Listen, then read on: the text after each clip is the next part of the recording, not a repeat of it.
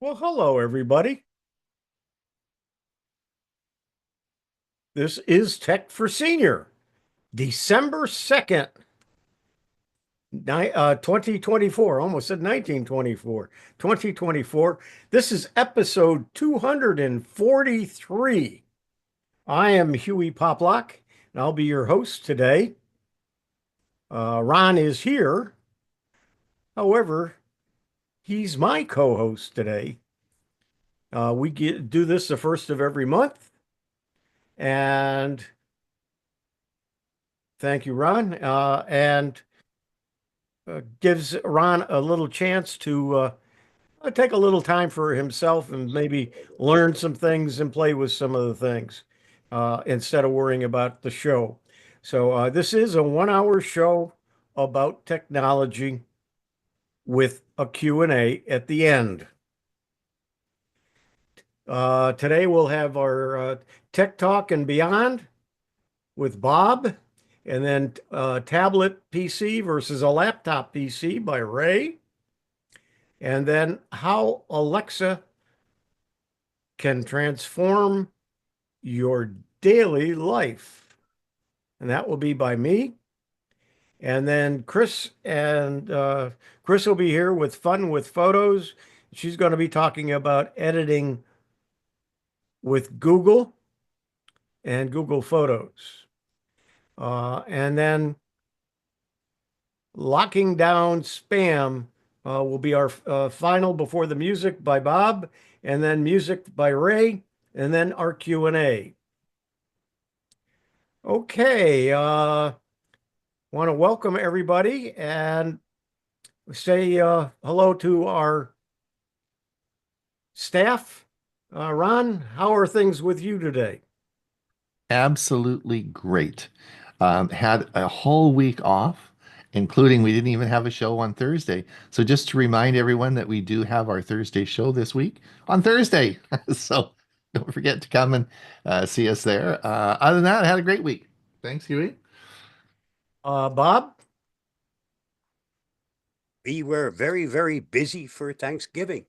We had my daughter's house totally filled with lots of family. So it was a great Thanksgiving. Hope everybody else had the same thing. Yeah, and Bob, you're going to be busy Wednesday, aren't you? Mm, I will. Yes. You're scheduled to talk Oh, about yeah, something that's right. We're in a new month. Yes. for Stug, Yep. the Sarasota Technology User Group. So I'll be introducing you probably, or Ann will, and we'll see you Wednesday this week. See you an extra day. Bill's not here today. And let's see, Ray, you're here. I How are you am. today? I think I am anyway. And I'm doing all right. I didn't go crazy on Cyber Friday, but ended up buying at about half price a 1 terabit micro SD card. I'm amazed at how much storage capacity you can get on something so small. Yep, it's just unbelievable. And Chris and Jim are here. Geeks on Tour. Hey, Chris, and uh, we did our hey, We did our show on Sunday. It was fun. yep. so YouTube Geeks on Tour. We did a bunch of good tips for smartphones in general. And Yeah, today is I'm trying to figure out how to do uh, the uh, the openings for my videos, and I watched your video on that, how to do it. So it's Huh, helped. So I'm playing today. around with it. Okay. Okay. cool. Uh, um, Ron, we have the education show today, and what are the topics? I didn't think I was going to have to say anything today. Hey, I have them here. Oh, I do you? just I don't remember I did it last week. What are the topics? okay. My prompter just broke, so let me look on the piece of paper I have here. What are the topics? Just a minute. They're right Um, here. I've got them I got ancestry.com. by Ray Ray, Baxter. Ray's going to talk about it.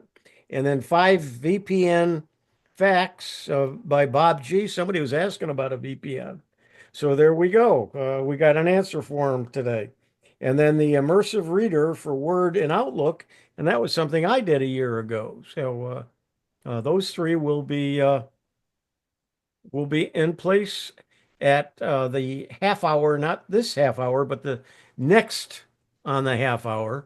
And by all means, you can see that on YouTube.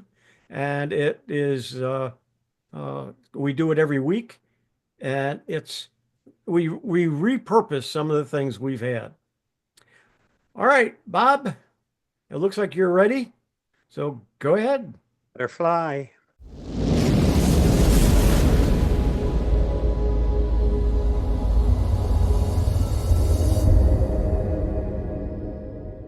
Tech Talk and Beyond for the week ending November 29th, 2024. And this week's topic, a journey through technology from 1940 to 2024 and beyond. From radio waves to quantum realms. I was born in 1940, and I've seen an extraordinary era of technological evolution. From the early days of simple machines to today's complex artificial intelligence. As I look back over these 84 years, I'll explore the most groundbreaking innovations and take an educated guess into what the next 84 years might hold. 1940 to 1950s, the dawn of computing and consumer electronics. In the 1940s, the very concept of computing was in its infancy. Computers like the ENIAC were the size of entire rooms and could only perform basic calculations. By the 1950s, the transistor's invention transformed electronics, leading to smaller, faster devices and paving the way for the modern computer. Radio and television became household staples, bringing information and entertainment into living rooms nationwide. 1960s to 1970s, space exploration and the rise of the personal computer. The 1960s saw one of the greatest human achievements, the moon landing. NASA's Apollo program showcased advanced technology and established the United States as a leader in space exploration. On the ground, computing continued to evolve. The 1970s introduced the first personal computer, like the Apple I and II, which were small enough and affordable enough for individuals and businesses to own. 1980s, the digital revolution takes off. The 1980s brought computers and video games into more homes than ever. The IBM PC standardized home computing and gaming consoles, such as the Atari and Nintendo Entertainment System, became wildly popular. The launch of the Macintosh in 1984 redefined computer interfaces, introducing a graphic-based operating system that made computers more accessible. The world was also introduced to mobile communications through the first cellular phones, though they were bulky and expensive. 1990s, the Internet and the Information Age. The Internet era dawned in the 1990s, fundamentally transforming communications, commerce, and daily life. The World Wide Web connected people globally, leading to the rise of email, online shopping, and social media. The introduction of search engines like Google changed how I accessed information, while mobile phones continued to evolve, becoming more compact and efficient. 2000s, mobile technology and social media boom. The early 2000s witnessed a technological leap with mobile phones transforming into full-fledged personal devices, thanks to innovations like the BlackBerry and the groundbreaking iPhone in 2007. Social media platforms such as Facebook, Twitter, and YouTube became dominant forms of communication and entertainment, connecting billions worldwide. Meanwhile, digital storage shifted from physical hard drives to the cloud, making data more accessible and secure. 2010s, the age of artificial intelligence and big data. The 2010s introduced us to artificial intelligence in everyday applications. AI-powered assistants like Siri and Alexa became commonplace, while big data enabled everything from personalized marketing to more advanced scientific research.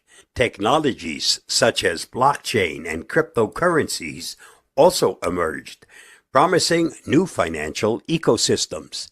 Wearable tech like fitness trackers and smartwatches allowed people to monitor their health and fitness in unprecedented detail. 2020s, a world shaped by automation, virtual reality, and biotech.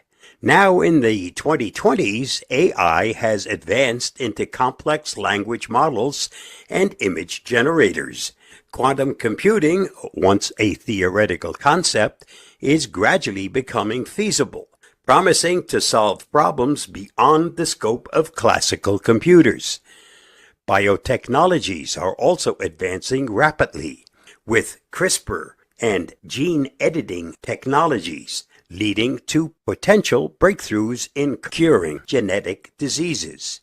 Meanwhile, virtual and augmented reality are opening new doors for education, training, and entertainment. Looking forward, the next 84 years of technological possibilities, 2030s to 2040s, advanced AI, quantum computing, and space expansion. In the next few decades, we'll likely see AI reach levels of sophistication far beyond today's capabilities, with general AI, machine capable of human-like reasoning, becoming a reality. Quantum computing may solve previously unsolved scientific challenges, unlocking new knowledge in fields such as climate science, medicine, and physics.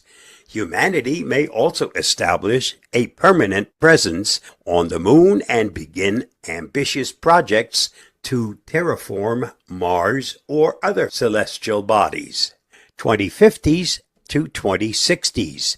Personalized medicine, smart cities, and emergency innovations. Personalized medicine will revolutionize healthcare, tailoring treatments to each person's genetic profile. Disease detection and prevention could become routine, extending human lifespans significantly. Our cities may become smart cities, where infrastructure, transportation, and energy systems are managed by AI, increasing efficiency and sustainability. Nuclear fusion and alternative energy sources might replace fossil fuels entirely, addressing climate change and powering a cleaner world. 2070s to 2080s. Bio-digital interfaces, global unity, and exploring beyond. By the late 21st century, bio-digital interfaces may allow humans to directly connect their brains with computers, revolutionizing communication, education, and creativity. The merging of biology and technology could enable superhuman abilities, both mentally and physically. Climate recovery efforts may restore much of the planet, while global cooperation could tackle shared challenges. Humanity's quest for knowledge might lead us to explore exoplanets, using advanced propulsion technology for interstellar travel. A technological legacy. Reflecting on the journey from the 1940s to today, the future looks like an equally thrilling adventure. We stand on the shoulders of those early inventions that brought the computer into existence, launched humanity into space, and connected the world through the internet. The next 84 years will bring challenges, but history shows us that innovation and resilience will shape an ever more remarkable world. Conclusion: the ever-changing horizon. As technology races forward, each invention is another chapter in our shared story of progress. From those bulky early computers to AI algorithms creating art, technology's journey mirrors humanity's desire to connect, explore, and understand. Stay safe, stay secure, and thanks for joining me on this journey of looking back at the past and taking a glimpse into the future. Here's to the next chapter, a future where the impossible becomes reality, just as it has in my lifetime. I'll see you again soon. You'll find the video used in today's Tech Talk at the link listed. Did you know? The sound we make when we sneeze isn't universal, but culturally conditioned. A person in the United States might make a achoo sound when they sneeze, while a person in the Philippines might say ha-ching. People who have been deaf since birth don't add any extra sound at all, leaving only the sounds associated with the movement of air a sneeze represents. If you're 35 years old, you've already spent about 12 years of your life sleeping. There are more atoms in a glass of water than glasses of water in all the oceans on Earth. Just thought you might like to know. Leadership consists of picking good men and helping them do their best. Thanks to Chester W. Nimitz. And that's a wrap for this week's Tech Talk and Beyond. Stay safe, stay secure, and I'll see you again next week. Bye-bye, and thanks for reading, watching, and listening. I know that Bob, are we going to spoken with be, your wife, we got some people, can you mute them? maybe Will we be around 84 years from now to be able to find out whether you're accurate or not? You're muted, Bob. It would be nice, but the advances in medicine are still some years away, so eventually people will live that long, but not just yet. Yep. And, it was just 2 years ago last month that ChatGPT was released and AI became commonplace and part of our lives. It's been around for many years, but it was never in the mainstream, which it is now. So Yeah, and things now are progressing quickly. it's hard to think about not using AI. Yep. Okay, Ray, tablet PC versus laptop PC. Go ahead. All right, let me share my screen here. The tablet PC versus the laptop PC, the pros and cons. This is going to be deciding on what you buy, really depends on what you're going to use it for. So the need to replace an older Windows 10 computer, that was my situation. I've been using a 17-inch, remember those 17-inch HP entertainment laptop as my music computer for over 10 years, and it is now time to replace it. This is the computer where I keep my extensive music MP3 audio file collection, as well as some of my music videos. This laptop is large enough to hold 2 hard drives, and compared to today's slim laptops, is heavy and bulky. It originally came with Windows 7 and now runs Windows 10, but is obviously not eligible for Windows 11. The time to replace this trusty old HP laptop has arrived. So here was my decision-making process. When in the market for a new computer, I typically do not buy a brand new one, but instead opt to purchase refurbished or a used model 1 to 4 years old that is in good to excellent condition.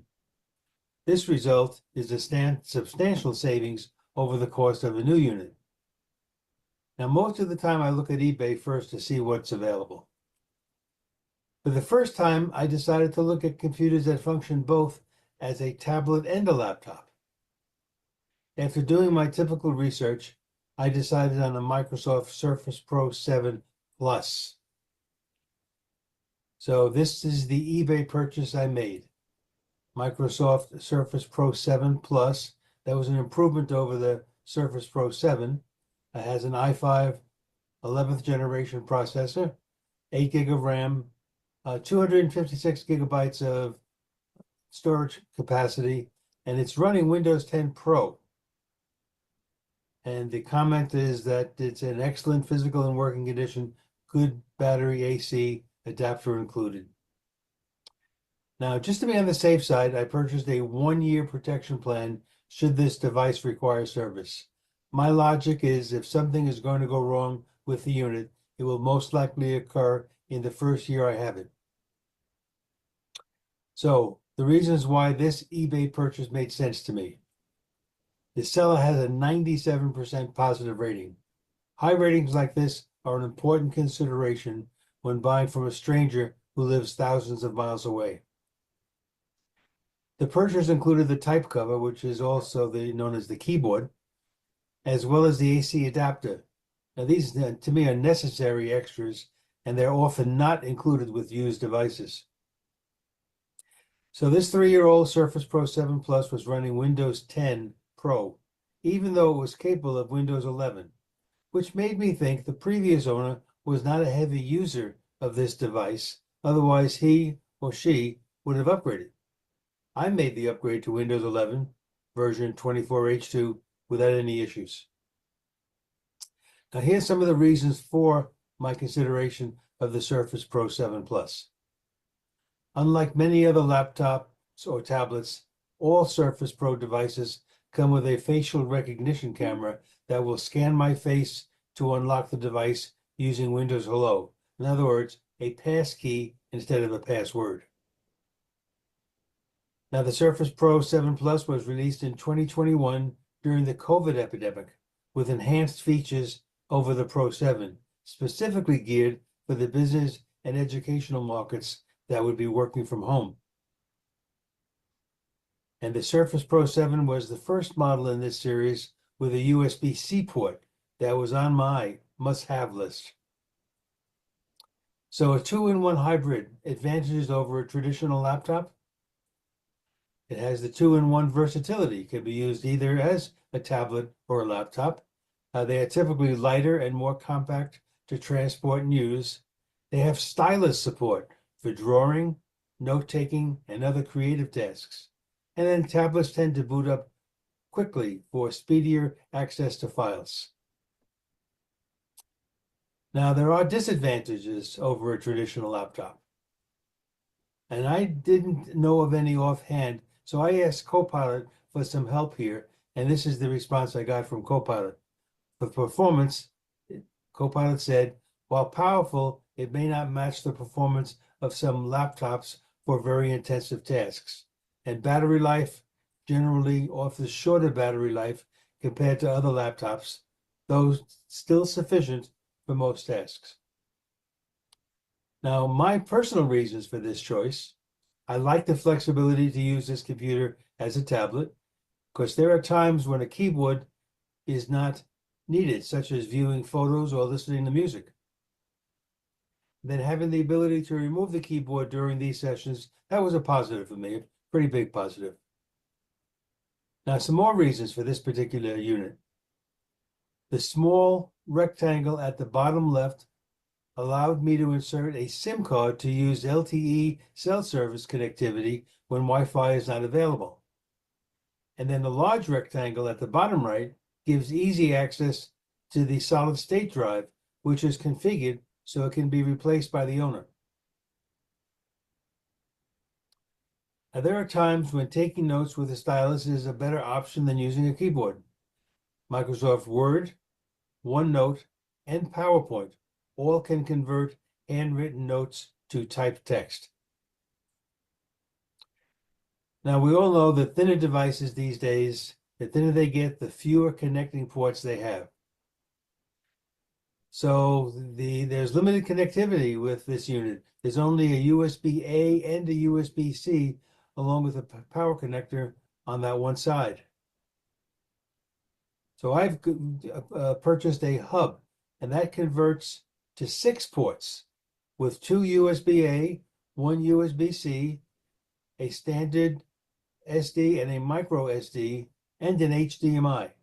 So this has allowed me to add a 1 TB micro SD card for the additional storage capacity that I'll need.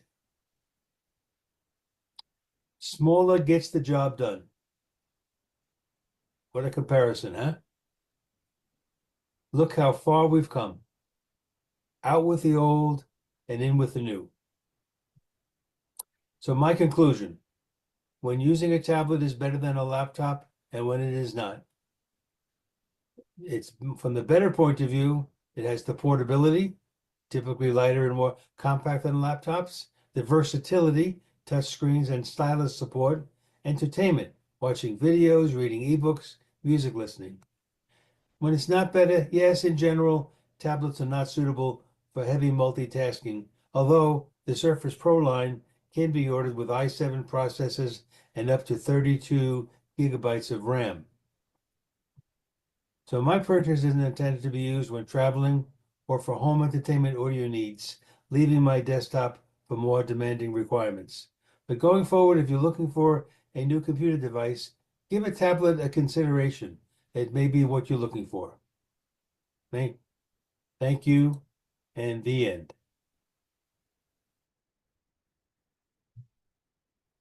Ray, very good. Just 2 points. One, I don't know whether you mentioned or not, that tablet is a Microsoft product. And Yeah, correct.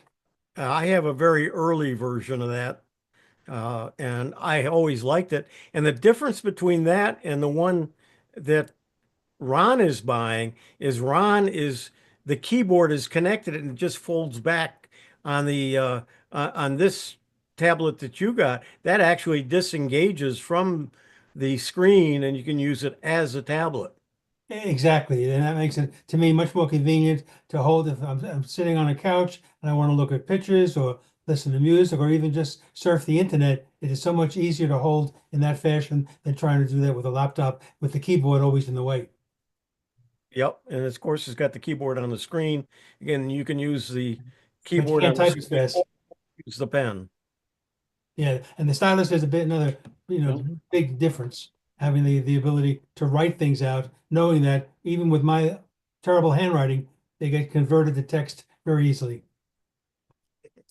Okay, let's go next.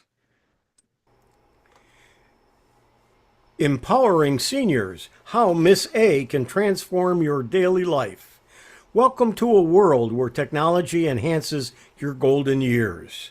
Amazon's Miss A is here to make your life easier, more connected, and more enjoyable. Let's explore how this remarkable assistant can transform your daily routine. I'm Hewie Poplock. As you can tell, I am substituting Miss A for her name so I don't set off all of your devices. Meet Miss A, your new digital companion. Miss A is Amazon's clever virtual assistant. It's like having a friendly, knowledgeable helper right in your home. Miss A can make your life easier and more fun in ways you never imagined. What can Miss A do?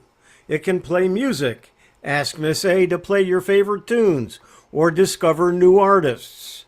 Set reminders. Never miss an appointment or medication with Miss A's reminders.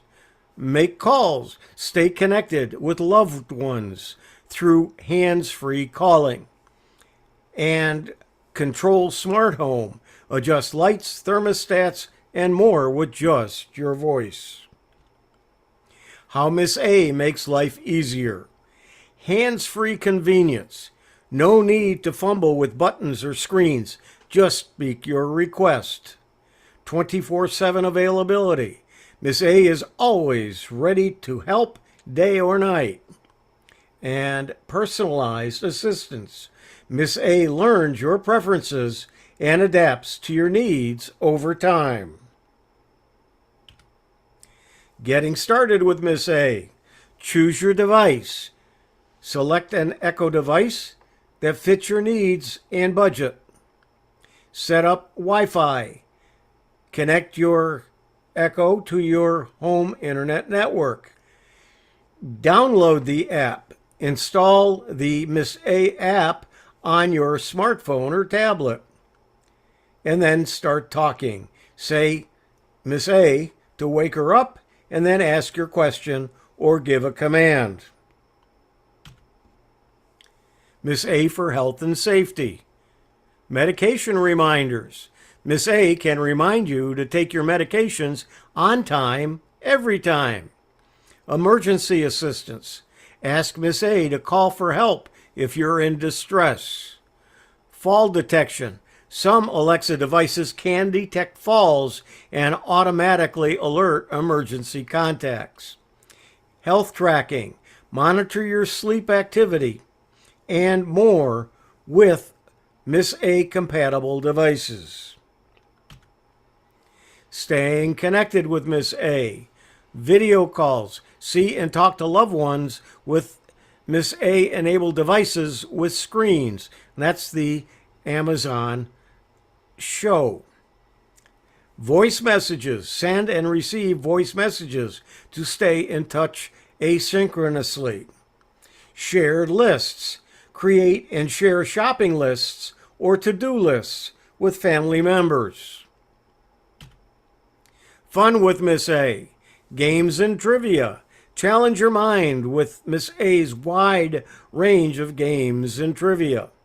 Recipes and cooking.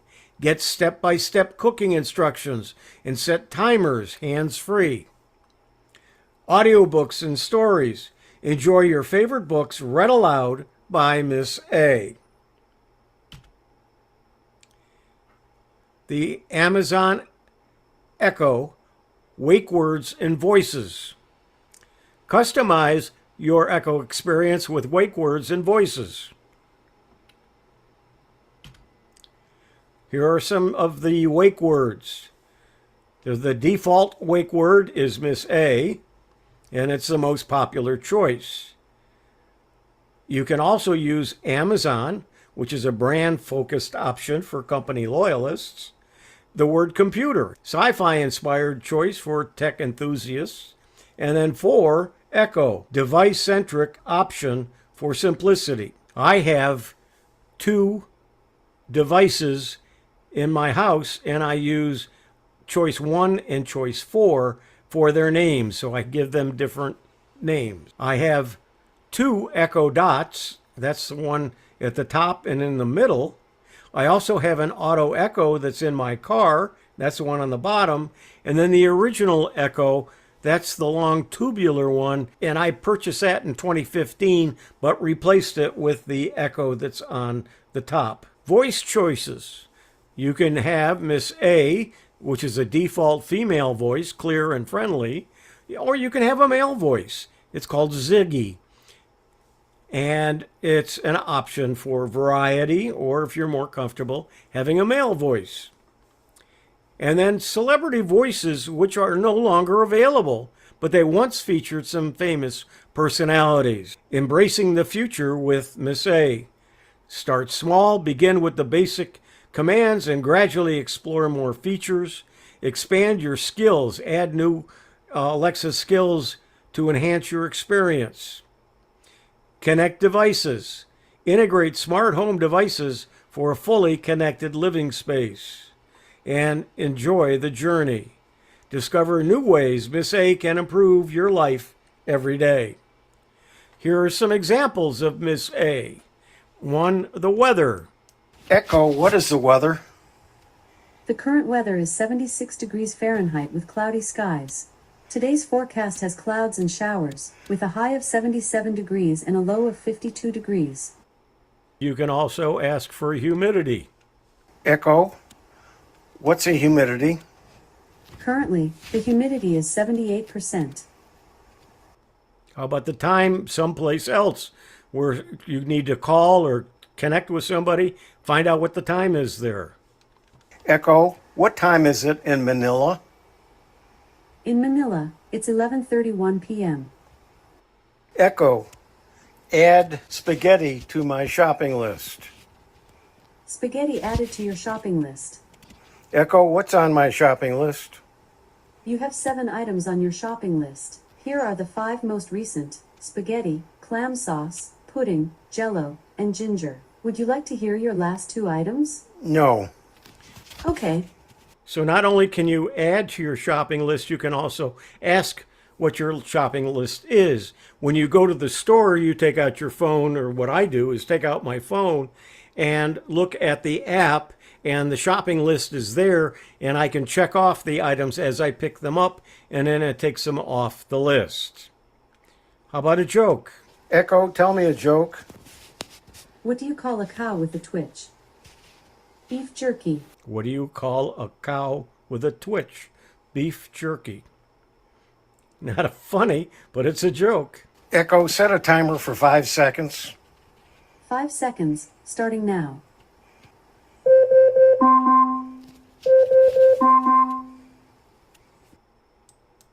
Echo, remind me to take my pills at 10:39 a.m. Okay, I'll remind you at 10:39 a.m.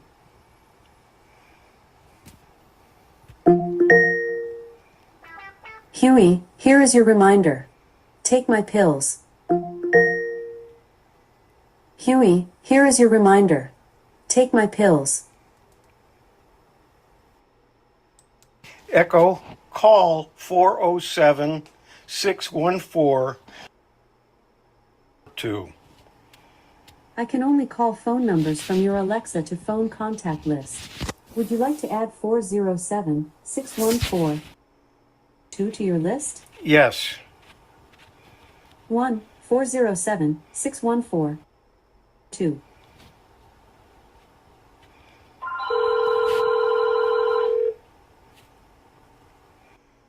can hear it ringing in the background and on the phone as well, because it was a phone in my house, but it works. Empowering seniors. How Miss A can transform your daily life. I'm Hewie Poplock. Well, I hope you found some new ways to use your Miss A. And with that, we'll go to Chris and Fun with Photos. Hey, Huey and everybody. Yes, we love our Miss A. She's become just second nature around here. Technology is wonderful. Today's topic about Google Photos is editing, but first I want to show you a picture that Ron sent me. And if you want to look at it on your own, all you need to do is go to a computer browser and geeksontour.com and /TFS for Tech for Senior, TFS. And I've put his picture on here. Now, Ron sent me this picture saying, this is a wonderful picture. I think he called it a perfect picture. Is there any way to improve on a perfect picture? So I took it as a challenge. I added a little bit of HDR, a little bit of pop, and a little bit of vignette. So you can see this is his original photo, and this is how I improved it. I think that's nice, and it's just a couple of clicks, and you will learn how in this video.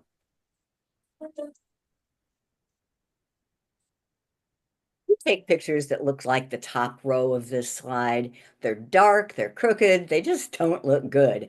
I want to show you how in just a couple of clicks, you can make them look bright and beautiful like the ones on the bottom. All sorts of programs can do this. I'm going to show you Google Photos. And know that Google Photos actually comes in 3 versions.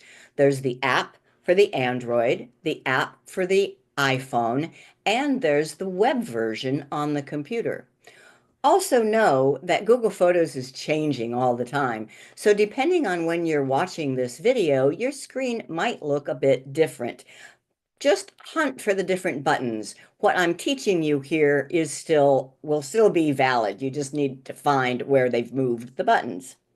So I want to start by taking a photo. I'm going to use my iPhone and just take a photo of Jim and me here. All right. And I'm going to edit that photo just using the phone. The first thing to know is to go to look at the photo. You might be tempted to stay on the camera and just tap this little miniature in the corner. But no, if you do that, you're looking at the Apple photos, the editing that came with your phone native. That's not what we're using. Google Photos is an app that you must install on the iPhone. So after you take a picture, go back out to your home screen and use the Google Photos. This is the Apple Photos that I'm referring to, the native one. I'm going to open Google Photos, and there is that picture I just took. Now, how could I make that better? Let's see. There's a lot of clutter in this. How about if we crop it just to my face? I tap on the Edit button, that's down at the bottom, and then crop. And then I can just drag the corners so it's just my face, and I save. You have a choice of save or save a copy. I don't like making copies, so I just save. However, what if I decide, I do want Jim back in this picture? All you have to do is go back into Edit, and then there is a Revert option, and you save, and it's back to the original. Now, how about those pictures that were dark and crooked?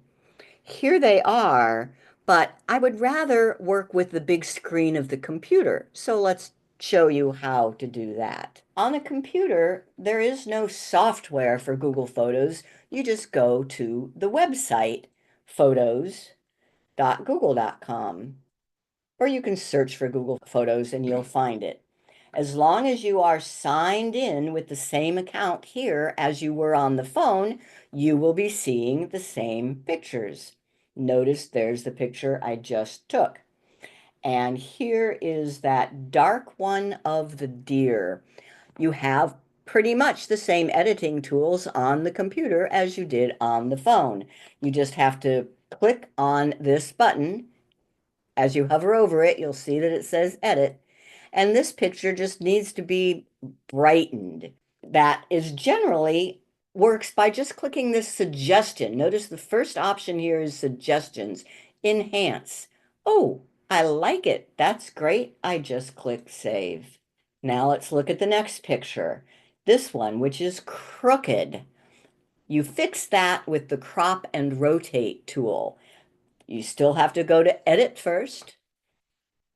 And then the tools that are up here are suggestions, crop and rotate, tools, adjustments, filters, and markup, a whole bunch of them. I encourage you to just explore. I'm just going to show you basics in this one. Crop and rotate is how you straighten a photo. That is click and hold on the 0 right below the photo. As soon as you click, you'll see a grid pop up. Then you just drag left and right until it looks straight. Now I also want to crop out some of the road. So I'll just grab a corner handle here and bring it in. I like that, but it looks a little muddy. I wonder if enhancing would help. I'll click back on these suggestions and enhance. That made it a little bit bluer, but it's still a little mushy. I want to show you one of my favorite tools called Pop. You tap on this adjustments, and there's all sorts of them. Just play with them. I particularly like Pop. If I drag the slider over, notice what happens. It just, goes from muddy to sharp. It just pops. I like that. If I want to see what the original looked like, I click and hold, and you see how muddy it is. Then I click, I like it, I click save. One more, how about these lovely ladies? And we can't even see their faces, they're so dark. But if I brighten the whole picture, that sky is going to be completely washed out. Here's what you do. Edit, and then adjustments. And I only want to brighten the shadows. That's what this option called shadows is for. I drag the slider over to the right, and it brightens our faces without washing out the sky even further. It's a little muddy. How do I fix that? Pop. Drag Pop over, and we've sharpened up a bit. I can click and hold to see the original. Let go to see my edited version. I like it. I click save. Now this next picture I want to edit is, I love this picture of me and Jim on the beach, but what are these people back here? I could crop them out, but then I've cropped out part of the sunset. There is a feature in Google Photos called Magic Eraser, which will remove them, but it's only available on the mobile app. So I'm going to go back to my phone. And first of all, notice that the edits I made on the computer are showing on the phone. They synchronize. These photos are stored in the web, and when you work with them on the website or on the phone, they synchronize with each other. So here is that photo with the people in the background. I want to use Magic Eraser. Edit, Tools, and Magic Eraser. It investigates the photo and it suggests, maybe I want to get rid of these people. See how they're highlighted? All I have to do is tap Erase All, and now this was taken in the Bahamas, and I would like to have the Bahamas written on there. There is a tool called Markup and Text, but this is one that is only available on the Android app. And once again, you have to make sure you're using the Google Photos app, not the Samsung Gallery app. So I go to Google Photos, I find that photo that has been edited. So notice even on the Android, and I did the removal on the iPhone, those people are gone. So here's that photo on my Samsung. I tap Edit. And now I have to find the markup tool. Now that you have to scroll way over. There's suggestions, crop, tools, adjust, filters, and there's markup. Now I don't want to draw on it. I want text. And I type Bahamas. And then I tap, when I'm done typing, I tap outside of it. Now I can move that wherever I want. I could also change the color. It has to be up to change the color. I think I like the blue. And I'll put it over here. I might need to resize it a little bit. That's the 2 fingers there. And when I like it, I tap Done and then Save Copy. And that's your only choice when you're doing, some of these editing tools require you to save a copy. If you want, you could go back and delete the original now. I'm not going to worry about it. So that's how you make your photos look better. Do not be satisfied with the photo that you took when just a couple of taps or clicks can make it beautiful.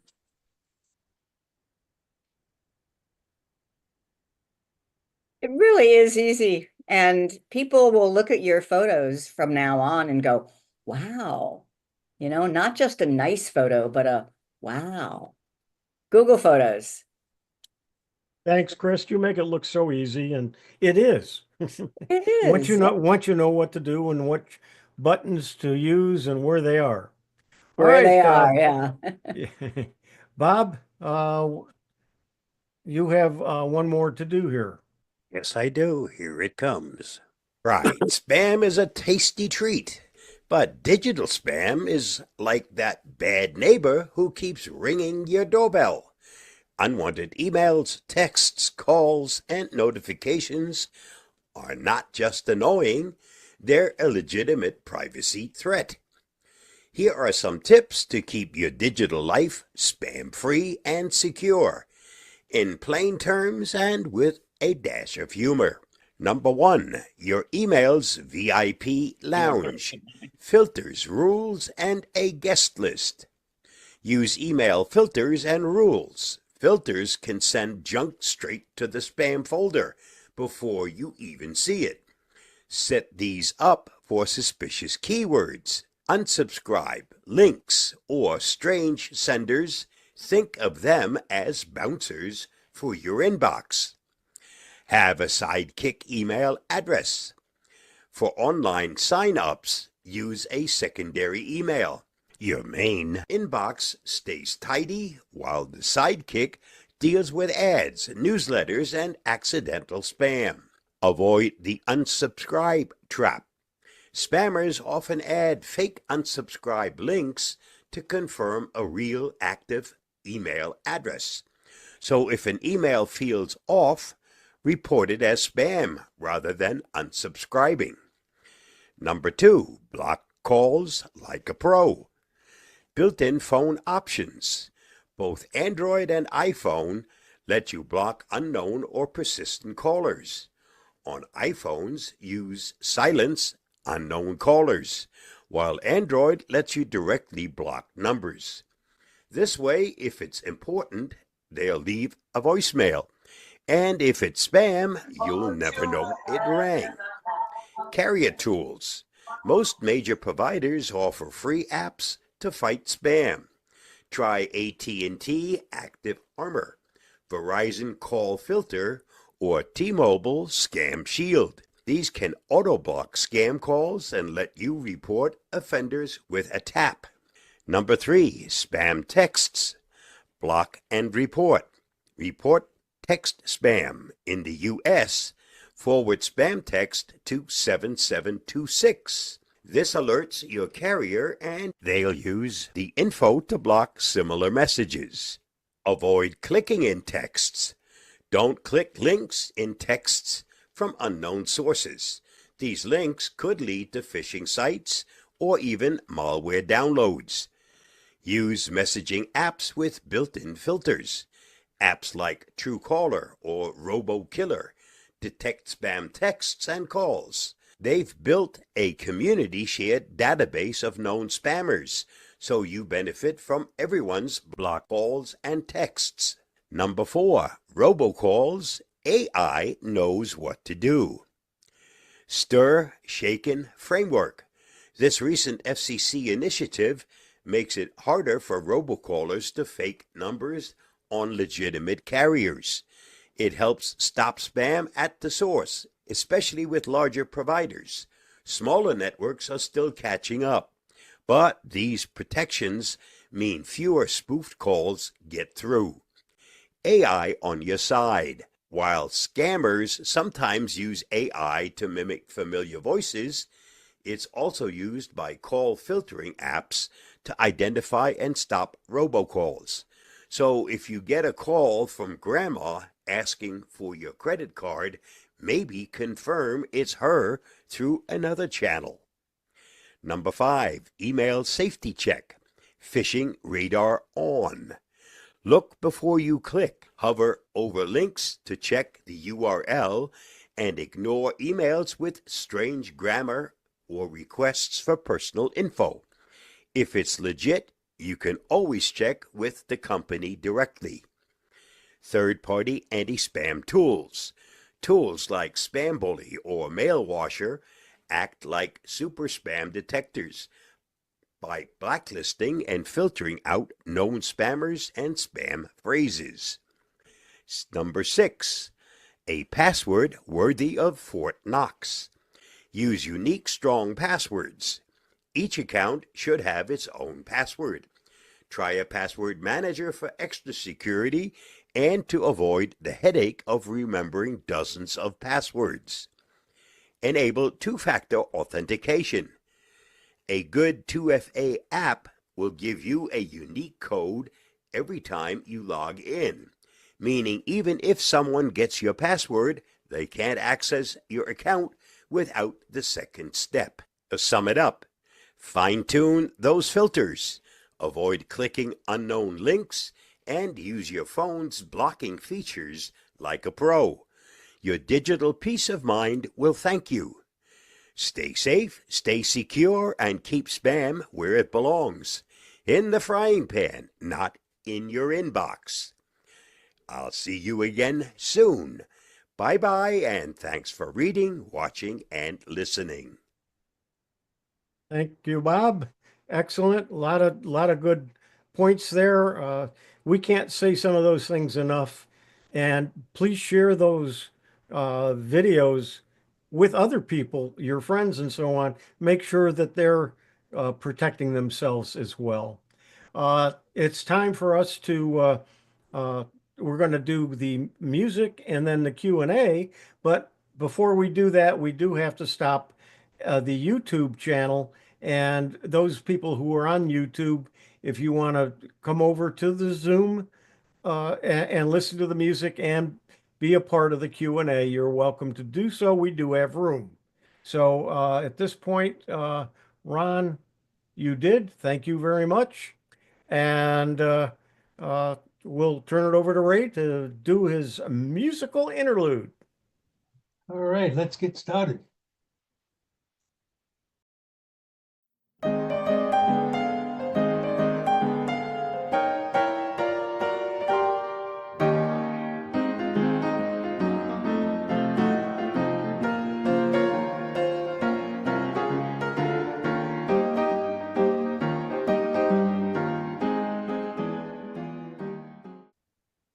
Kevin Bacon, and he appeared in the Guardians of the Galaxy holiday special. So Kevin Bacon is an American actor and musician, born July 8, 1958 in Philadelphia, PA. He began his career in the late 1970s and gained widespread recognition for his roles in films such as Footloose, A Few Good Men, and Apollo 13. Over the years, he has built a reputation for his versatility and ability to take on a wide range of roles from drama to comedy. Now, Kevin Bacon is also known for his involvement with the Old 97s, an American rock band from Dallas, Texas. The band, formed in 1992, is known for its blend of country rock and alternative country. Bacon has occasionally performed with the band, adding his unique flair to their music. His contributions have been well received by both fans and critics, showcasing his passion for music beyond acting. Now, Kevin Bacon's involvement with the Guardians of the Galaxy holiday special is interesting. This special, released on Disney Plus, features Bacon playing himself. This came after Bacon was named in the original Guardians of the Galaxy movie that was in 2014, where Chris Pratt's character Star-Lord refers to Bacon as a great hero and mentions the movie Footloose. So writer-director James Gunn reached out to Bacon to include him in the holiday special, and Bacon gladly accepted. In the special, Bacon's character is kidnapped by the Guardians as a Christmas gift for Star-Lord, leading to some fun and festive moments. Bacon has spoken about how surreal and enjoyable the experience was. His participation in the special was a delightful nod to his long-standing career and his love for music and acting. Today's clip from the 2022 Guardian of the Galaxy holiday special with the song Here It Is, Christmas Time showcases Kevin Bacon's musical ability that I did not know he had. Wow. It's a Christmas song I never heard before Well, I or try saw. I try to keep you on your toes. Very good. I actually enjoyed that. And Christmas is coming. Yeah, There's a so song to play for your friends that they haven't heard that sounds good. All right, it's time for our Q&A. If you have some questions about today's programs and points that were made, do you have any other technical questions? We'll try to answer them for you. We've got a whole room full of people that might be able to answer them as well. So I don't see anybody's hand up. On, your hand is up. Yeah, I couldn't find the raise your hand at the bottom here. Anyway, yes, I wanted just to tell everyone about Miss A. Of course, we have Miss A in all our rooms in the house, and one of the reasons is because of the shopping list. You mentioned the shopping list, and that's, we just say add another whatever to the Costco shopping list, and it gets added, and when I get to Costco, I open it up, and all this stuff's there. So. This is cool. So that's why we have it in all the rooms in the house. Now, a few years ago, when my grandson was 4 years old, he saw us doing this, and he saw that we would be wandering around the house and talking, Miss A, add to Costco shopping list. So I got to Costco one day, and on the list was toys. And I thought, how the heck, who put toys on here? I never saw that. And that little guy, at 4 years old, figured out exactly how to add something to the list at 4 years old. So I thought that's an interesting story. The other thing, Huey, when you made a phone call on the on Miss A, is that linked to your phone? How is the phone Yes. service? So you've linked Miss A to your phone service. Like what phone service do they use? I don't know. And I'm not sure if it is using my phone. I used another number, so it didn't, so it would ring. But, and you'll notice that also when I gave you the commands, I used the word, I hate to say it because she's right here, but I call the one in my bedroom where my office is, I use the ECHO instead of Miss A. And so that's why it said Echo, do this. Hmm. All right. It'd be interesting to find out what, like, it's got to be using some sort of phone service. Be interesting to find out what that is, Yeah, and it does have to be in uh, your calling in your phone directory. right? Okay. Uh, Thanks. Jim, you have your hand up. Jim Glass. Alexa saved me by calling the paramedics. I got stuck with a fall.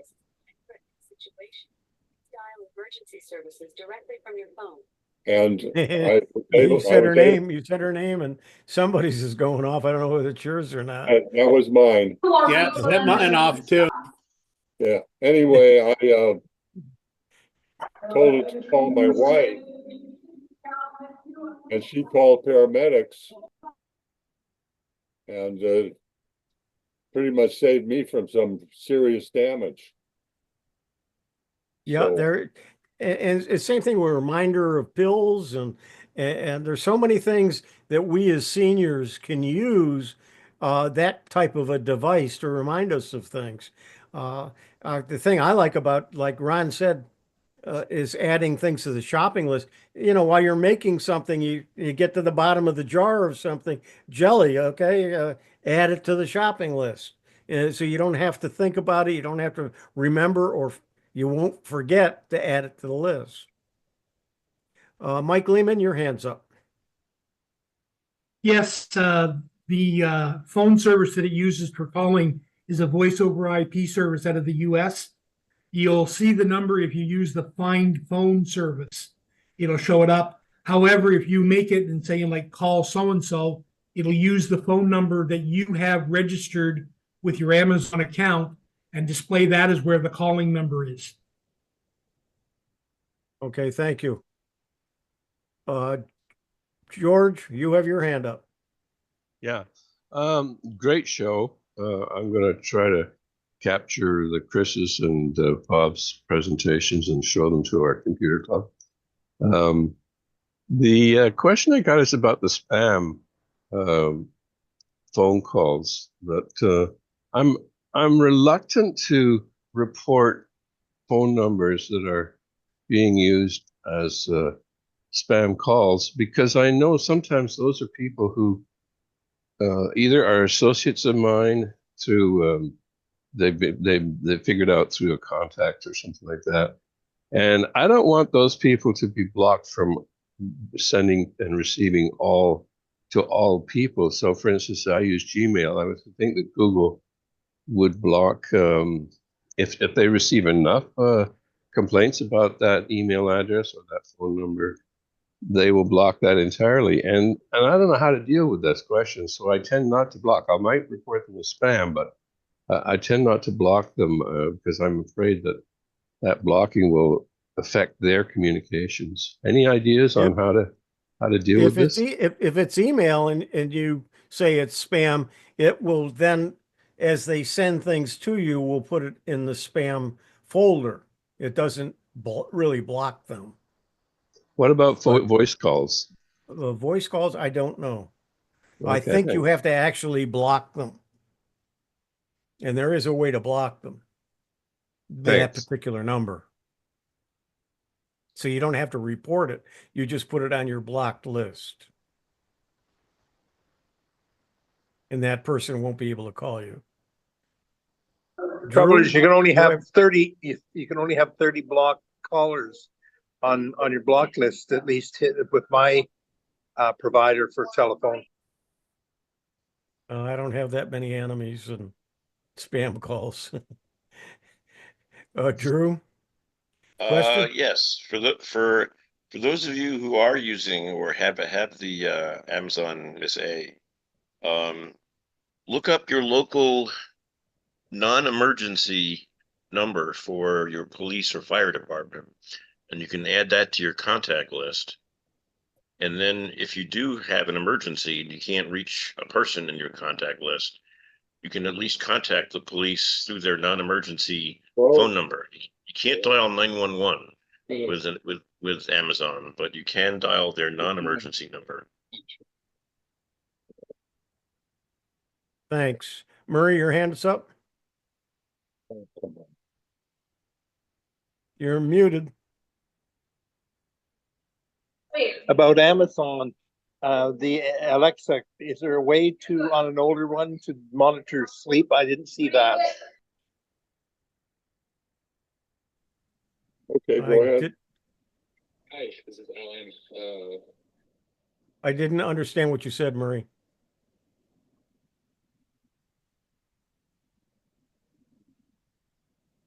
Anybody have an answer for Murray? Because I did not hear it. There was some other noise. Okay, Bob G., you have your hand up. Yeah, I've left a link in the chat. There was some a request for how do I access the videos I did for today. So I put a link in the chat. Okay, thank you. Jerry Crow, you have your hand up. Yes, my question is simple. I have a, I don't have an Echo. I have a Fire TV Cube that I bought in order to receive Prime. It has an Alexa capability, which I have turned off. I'm convinced that when they're on, Google's listening to what you say in the house, even when Alexa isn't triggered. But that's just my paranoia. But I'm wondering, I think that's limited to Prime. Does anybody know if that's true? And in other words, I don't think I have all the features of an Echo built into that Fire Cube. No, I don't think so either. I think if you had an Echo, you would be able to use it through your TV, but I don't think it has one built into it.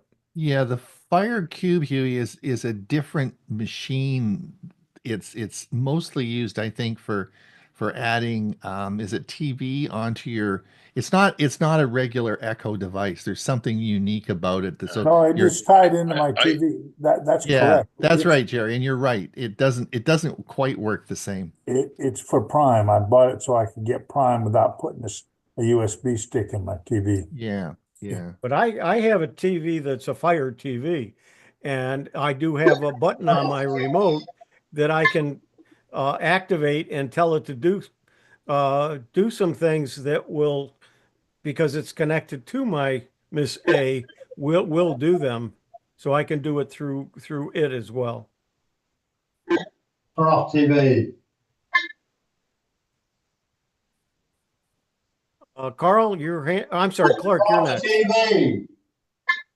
Waiting for the noise to stop. Yeah. Couple I'm of- going to mute it. Clark, I got I'm going to mute. Okay. All right. Go ahead, Clark. Okay. See if I can remember everything. This is a great show, by the way. On the Amazon devices, you can also call from one Echo device to another person's Echo device if it's in your contact list. You go into the app and go contact list. I think it'll list the people who have Amazon devices, because I once called a friend thinking I was going to get his phone number, but my friend says, Clark, you're coming through my Amazon device. And I said, wow. Then I sort of backtracked to figure out what went on. So you can apparently call anybody. The other thing is there's a slight difference between reminders and alarms. If you set an alarm, you have to at some point tell it to stop. Otherwise, it keeps going and repeating on and on. Reminders only happen twice. So I tend to use reminders like for medicines. I'll say, Clark, it's time for medicine. It goes through the cycle twice and then it goes away. So it's a little handier that way than having to go and tell it to stop. I use Yeah, both. Reminders Yeah, for reminders and alarms for alarms. Yeah, I just want to make, there's a difference, and it's a little correct. subtle, and I don't think they really tell you that, but there's a lot of little hidden things that those devices do, and I use mine all the time, and it even comes in handy. I injured my knee, so it was tough getting out of bed, but I could tell it to turn lights on and off and turn the TV on and off, and it was a big savior. But thanks, great show as usual. Thank you. I didn't, excuse me, I didn't mention that, but I have 5 or 6 lights that I can turn on and off through either the Miss A or Miss E, and I do that on a regular basis. I use it all as soon as I walk in the door from outside.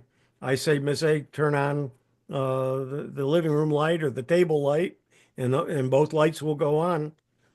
And there is a way to say turn on all the lights, but I've never done that. I don't do it.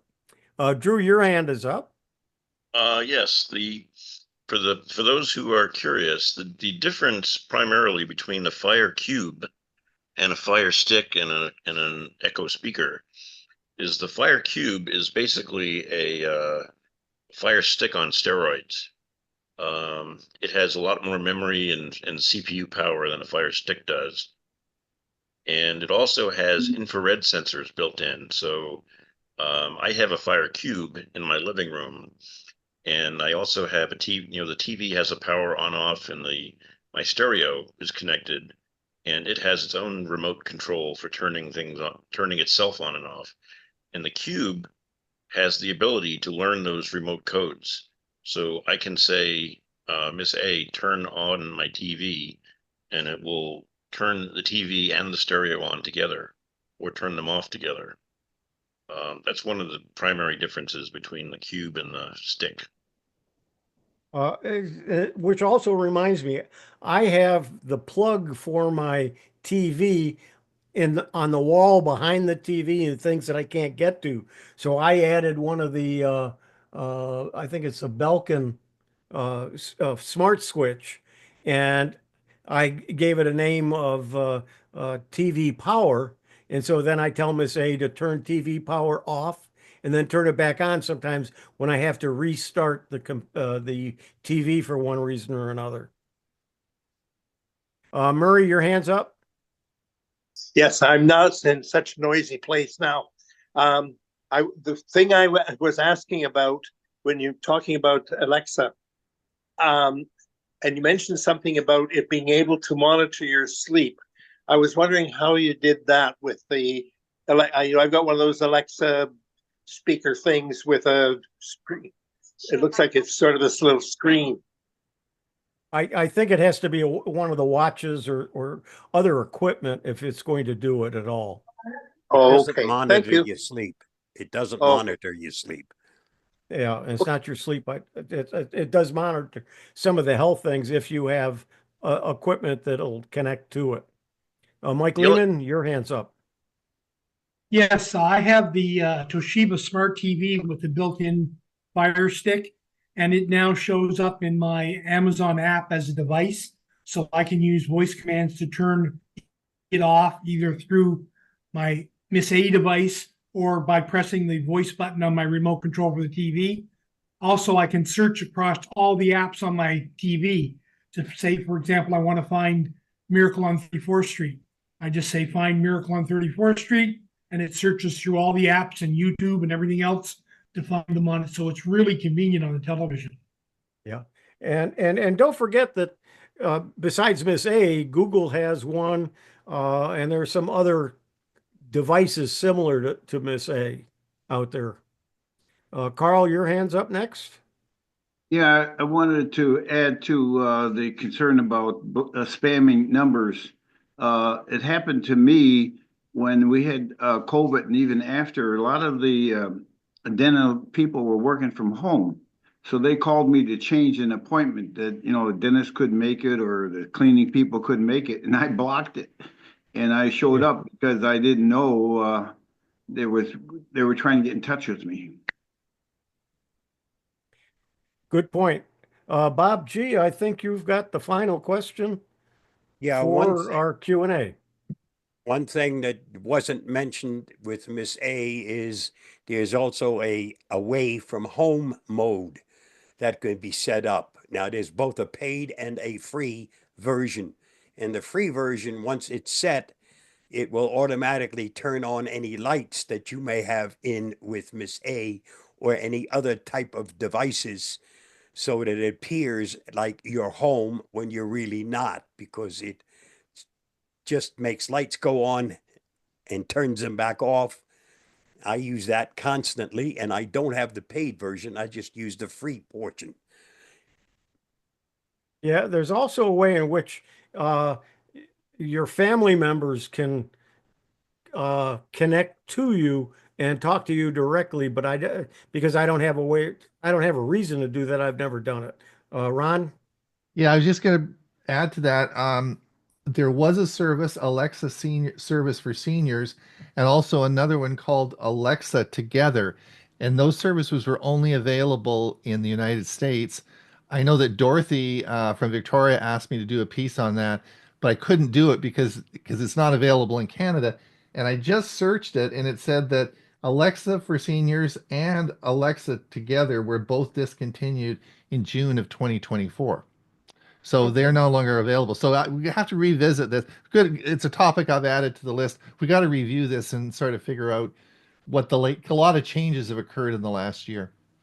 And and the one thing I didn't talk about at all is the fact that they are working on some AI, which will be an additional charge if you want to use that. There'll be a charge for your using the Miss A. And I don't know whether the current equipment, it's my understanding it will, but who knows whether the current equipment will work with the AI add-on. Okay, on that note, don't forget on the half hour is our the education, the repeats from last year, and they are Ancestry.com by Ray, 5 VPN Facts by Bob, and myself, I'm doing the immersive reader for Word and Outlook, and that's on the half hour on our YouTube channel.